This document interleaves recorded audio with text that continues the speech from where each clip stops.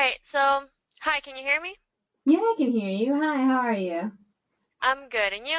I'm great. Can you hear me? Okay, I'm guessing you can hear me.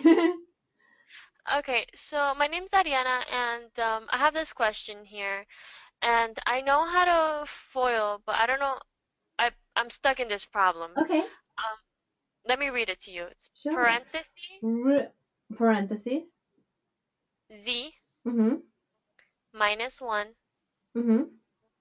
parenthesis, open parenthesis, Mm-hmm. z cubed plus c squared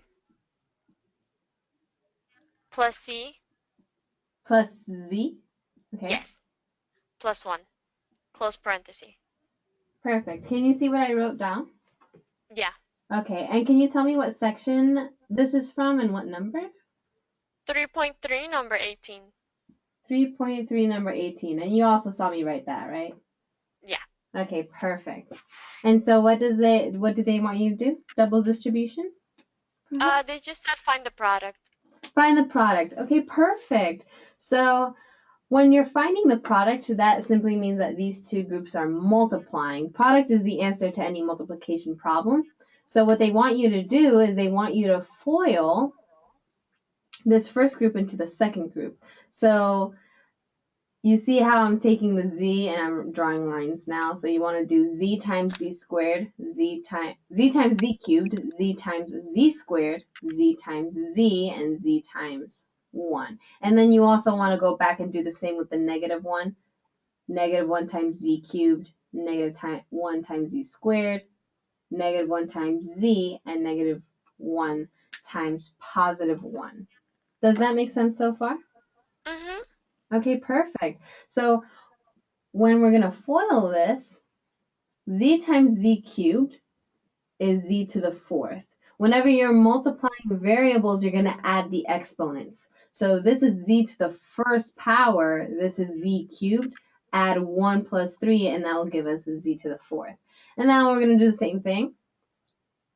Z times z squared, z cubed. Z times z is z squared. And z times 1 is just z. And stop me at any point if you have any questions or you want me to go over anything, okay? Okay. Awesome. And now we do negative 1. So this is going to continue. Negative 1 times z cubed, so negative z cubed.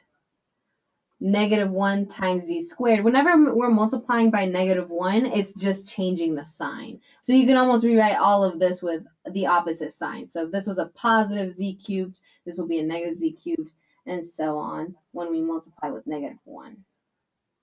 Are you able to see everything I wrote down? The last term should be a Uh, negative 1. no, I can see negative z. Negative z, okay. So I'll just write that down over here. And then there was a negative 1. Can you see that? Okay. Yeah. Okay, so just keep in mind this negative 1 was after the negative z. So when we combine like terms, I'm going to look for the highest exponent first. And then I'm going to go in descending order from there. So the highest exponent I can see here is this z to the fourth. There are no other z to the fourths, so I'm going to copy that down here. And now I go down z cubed. So I'm going to look for all of my z cubes. And while I'm going, I'm going to go ahead and just cross this out in the one above so I can keep my work in order. So z cubed, and I have multiple z cubes here. I have a z cube, a positive z cubed, and then negative z cubed. So those cancel out. So I don't have to write anything here. Now when I'm looking for z squares, these cancel out. Positive z squared and a negative z squared. These z's also cancel out. It's a positive z and a negative z. And now all I'm left with is a negative 1. Remember, this negative 1 was still there. So my final answer should be z to the fourth minus 1. So does that make Oh, sense how we went through this? yeah, yeah. Thank you. Yeah. Okay, so this next problem is 3.5, Mm-hmm. number 10. Perfect. And what's the problem? 4y squared Mm-hmm. plus 32y plus 64. Okay. Yeah, and so I factored out the GCF, but then it's giving me a wrong answer. Okay, so what did you have? I factored out a 4, so I have 4 parentheses y squared plus 8y plus 16. Okay, perfect. Yeah, you did that awesome. Right, so you're good so far, but this can actually keep factoring. So you did a good job in finding the GCF, but you always want to check and make sure that what you have currently is it, is it in its simplest form. But this can keep breaking down. Even though you have the GCF correct, what you have in parentheses is a trinomial, and this trinomial can keep breaking down. Remember that trinomial means you have three terms, and when we have three terms, you can use AC method or grouping, X factor, a lot of different types of factorization methods to keep breaking this down. And in this case, we have y squared plus 8y plus 16. When we keep breaking this down, your GCF stays on the outside. You almost want to like save that for the end. It's not going to affect our calculations. It's just going to be there in our answer. So I'm just going to write that down here. But now this inside can break down into two groups, right? So we have Okay. y squared plus 8y plus 16. Remember that this inside portion here, the trinomial, is in the form of ax squared plus bx plus c. This is a quadratic, and our a is a 1. See how our a is 1 here? That means that when we have it in our groups, our first term is also going to be just y and y here. The only time you're going to use a different method is when your a value is something other than 1. But since it's just 1, this is going to be a fairly simple factorization now. And now we're going to look for two factors that multiply to 16 and add up to 8. So if you're not sure at the top of your head, you can do a little chart at the side. Factors of 16, you have 1 and 16, 2 and 8, 4 and 4. And if you can think of any that add up to 8 from the ones I've written down. 4 and 4. Yeah, 4 and 4. Good job. Perfect. Yeah, 4 and 4. So we remember we need to multiply to positive 16 and add up to positive 8, I'm sorry. So both of these are going to have positive value signs. So positive 4 here, positive 4 here. And that's our final answer. You can even simplify this a little bit more. Whenever you have a repeating group like this, you can write it as 4. So if I wanted to, y plus 4 squared. Because the squared, when you square a group, that just means that it has a multiplicity of 2. You have it twice. So iMath AS should be able to take either this answer or this answer. So whichever you feel like typing down, and you can type it in and see if it's right or wrong. Did that make sense though? Yeah, let me know if you Yeah. have any questions. Or if, Yeah, yeah, or, no. or if I did something wrong in my in my math, sometimes that does happen. So please catch me if any of that happens or if you have any questions. No, you did a great job. Okay, awesome. Okay. So do you have any more questions? Yes, one more. Okay, perfect. Section and number, please. 3.5, same one. And just two problems over number 12.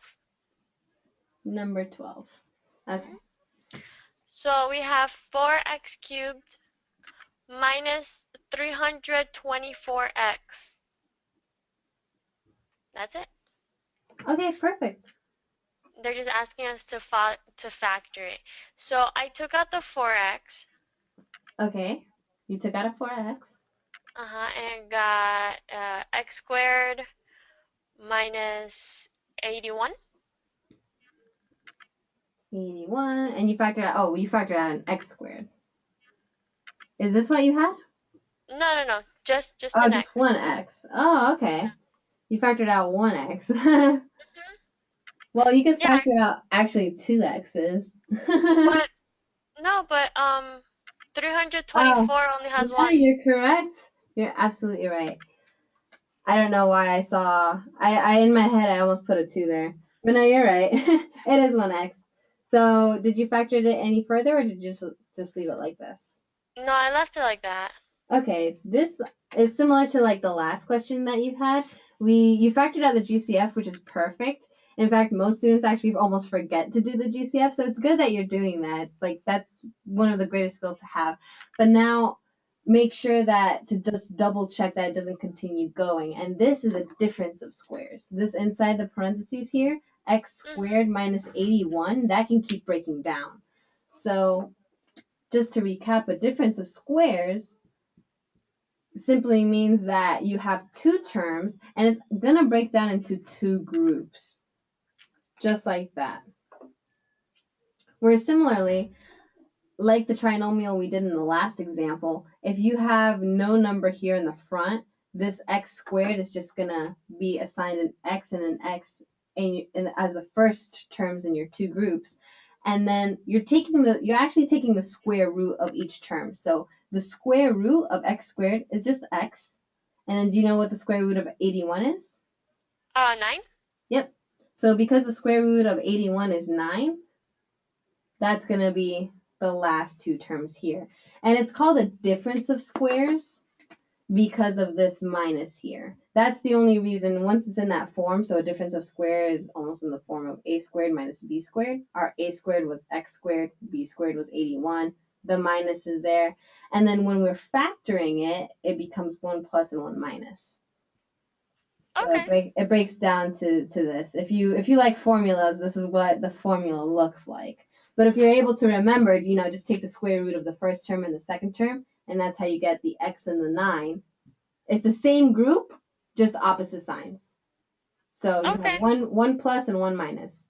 And just to show you how that actually looks like, if we were to combine this part again, the x plus 9 and x minus 9,